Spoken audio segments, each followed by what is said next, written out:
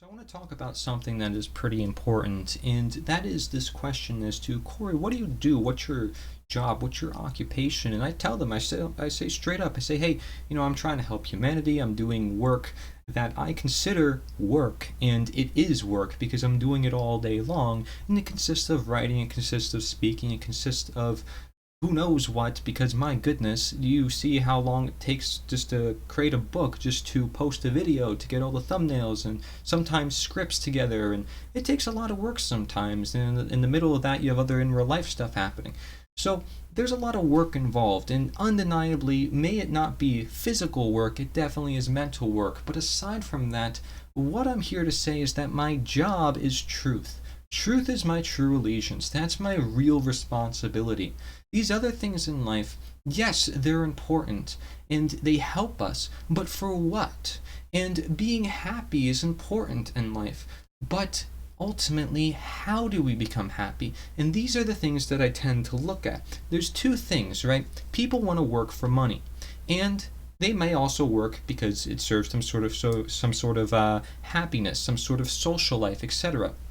I'm willing to sacrifice those things because I am adept in the situation that I'm in. I'm using the situation that I'm currently in from my parents, from my whole family and what I've inherited to essentially say, hey, what if I can actually help the people who don't really have that stuff, because I realize how much of an impact the government has on markets and on economies. What if I can help deliver a new perspective of enlightenment and education rather than physical labor 9 to 5 like everybody else is doing? What if I could do something unique? And I don't expect to make a living off of this. I don't expect to become famous. I don't want to be. But what if I can just do this for the time being and then move on to other things as I get older and get more involved within the day-to-day life? It's inevitable to happen, right? It's inevitable. And I understand I may not make a lot of money, but the question here is, what are you bringing into the world? Are you bringing something that's going to last for generations?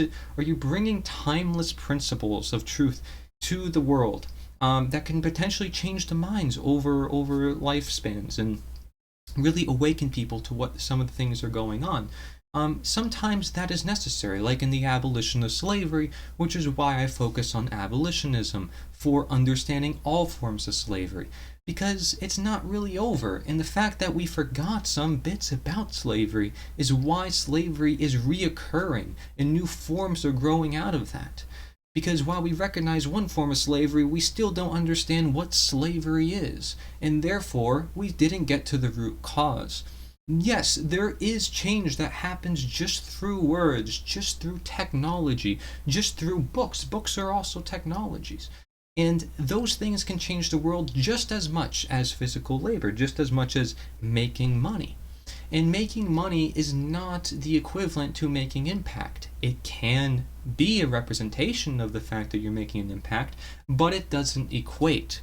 And it doesn't really matter. In the long sense of things, my ego doesn't matter either. What matters is that you are doing what you can for the universe. You're doing as what the universe is telling you to do as sort of a calling, right? That you're following your destiny. You found something that you realize is really important, you're passionate about, you can speak about, you have a lot of knowledge about, and you realize other people don't do that. Right? I was going to farms, I was helping out people, and I'm not going to abandon that. But I noticed when I was there, I'm like, I'm helping these people out. It's great, and I want to, but at the same time, I have knowledge that these people don't even have about other things. They may have knowledge about some things, but I have knowledge about other things. And I have perspectives that I want to share too, especially. I made my video, said, don't look at the evidence, look at the perspectives. So clearly your job is more complicated than the 9 to 5 pay money here there transaction, let's just do the same thing every day. To me, that sounds actually pretty easier than being a streamer online. I know that's a big statement. A lot of people will say, well, these people are getting paid for doing nothing. These streamers work very hard. A lot of celebrities can work very hard, and they're being pressured all the time, that people don't really realize how much stress and how much work they actually are doing. It's really easy to judge people and to make assumptions of people based on the knowledge that you have, but I encourage people really take a step back and become open to their situation, become open to their knowledge. This goes for all forms of people with all sorts of different political ideologies. They're all there for certain reasons. I think rather than creating more division, there is more unity to be found. And when people judge you based on your job, and that's the first question they ask you in a conversation, then clearly that shows you the type of programming that they've gone through, as to thinking that the job equates to your contribution to society and nothing more. And that the money you get is equating to your contribution, and therefore you should be celebrated upon your college achievements of how many degrees did you get and how much money did you get, but not actually, what unique works of your own do you have, how much passion you're following, how much you're expressing your heart to be your authentic self. This is how people get wrapped in ego in the first place. This is how people become corrupted into so many different ways, is they lose their sense of self because they give in to the systems of ego, give in to the systems of materialism and consumerism, and it ultimately consumes them. So I advise people to take a look at that within their life, and I am not afraid to tell people, hey, no, my job is truth, and I'm going to use the time and the resources that I have that is available to do this work, because I see it as ultimately meaningful, ultimately helpful for people. Okay, and because nobody else will do it, who's gonna do it? So there's many reasons, and I hope you would understand, in the world that is ever increasing, that there's a lack of freedom, and there's a lot of dangers happening in Canada and different places of the world becoming tyrannical, that this knowledge is necessary, and continuing to do your 9 to 5 job is not going to be the thing that stops it from manifesting. It's not going to stop the violent street gang known as government from encroaching upon people's lives. It's not going to stop the slavery that is happening in the world that people are unaware about. What's going to stop it is awareness. And the only way you have awareness is through knowledge. And the only way you have knowledge is through teaching. And who's going to be the ones to teach it? If the schools are teaching school education through their textbooks and through their material, and they're told what to do, and otherwise they're going to be expelled if they can't do this, can't do that, then it's not them. And then the same reason why I didn't go on to become a doctor. First of all, I don't want to deal with tons of debt. I don't want to deal with all the economy problems that are going to happen in the future. And in addition to that, I went an alternative route, went to an independent institution, Institute for Integrative Nutrition. I think they do a good job. And they're training everyday people to help everyday people. That's the type of thing we need. That's what we should take a look at, rather than doctors who are also suppressed and you can't do this, you can't do that. And then even if you do become like a naturopathic doctor, well, you're not going to make much money off of natural medicine anyways, natural foods. So what's the stinking point? What's the point of going any mainstream route if you are simply to say, hey, let's be human, because we live in a world that's ever not human? This is why Nature is the Answer is so important, and why I created it, and why I moved it forward into my life as, yes, my job, my contribution, but it's all ours. If we recognize its importance, we recognize that technology is taking over the world, that governments are taking over the world, that ultimately our freedoms are being taken away because we are enslaving ourselves and giving way to slavery. So, thank you very much for watching. I hope you can understand my perspective on this and more as to why, my job is truth and how that is more impactful than ever. And especially, you will have to question all the time. I say it all the time, democide, the world's #1 cause of unnatural death. How does that occur? And if you just ask the questions among that line, then you should understand this completely fine. And if you don't, and if you disagree, and you say, well, you should still get a job, and you should still be working and getting money like me, and what have you, well, I'm going to say, what makes me different from you other than the fact that you're making money, I'm not? What makes it different? And why do I need money? I'll realize, trust me, that I'm not making money from this content. I'm going to need to make money one day. I recognize that. I recognize that I'm going to have to find some sort of way to do it.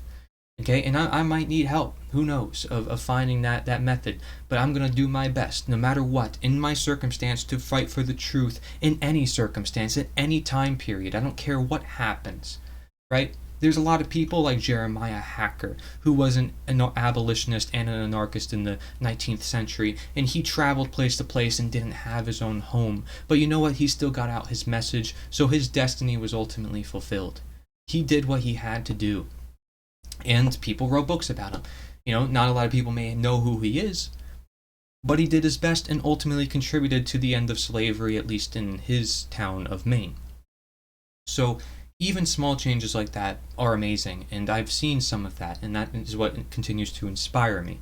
So I will continue moving forward.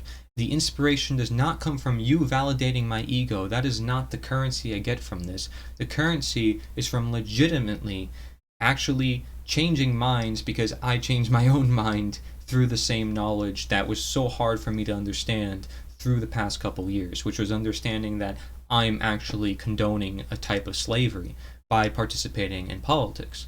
And not only that, when it comes to natural health, how important natural health is, why aren't we just focusing on living naturally and living in nature before we even concern ourselves with anything else? We want to go to Mars, we want to go to other planets and all this other jazz. Well, why aren't we focused on the here and now, right now? There's a lot of work to do. And we should not be complacent or ignorant. That's the biggest problem. And you know what? That's most people's so-called job for a living when it comes to their destiny. Because when they're gone, nobody remembers them. And that's sad. I want you to find your destiny, find your passion.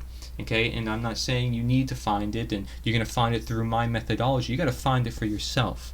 But maybe some of this information that I have for you can inspire you. But thinking outside the box means even thinking outside what I provide for you. Thinking outside the box of what Larkin and Mark provide for you, which is why I created my book, which provides a whole new perspective. The more new perspectives you expose yourself to and allow yourself to come to realization of, is how much more you're going to be able to expand upon basically your own entrepreneurship of knowledge. This is amazing. It's a library within your head. There's so many jobs happening inside of your own head that you can just realize when you have this information, when you start recognizing the power in nature. Ultimately, it's not having certain types of information, it's understanding just the inherent properties in nature that makes it so powerful, right? The fact that I can speak to you and transmit this through technology, it amazes me. I say it all the time, but it cannot be forgotten. Nature cannot be forgotten. It cannot be overestimated. It cannot be underestimated. It is the reality. It is the real state. And that is the real authority. So do respect it. And who am I to say? See for yourself. Thank you very much. Corey Edmond, Nature is the Answer. Learn more about modern slavery in my book, Slavery Gone for Good. My name is Corey Endrelot. I want you to reclaim your freedom by knowing what slavery is, so we can end slavery once and for all.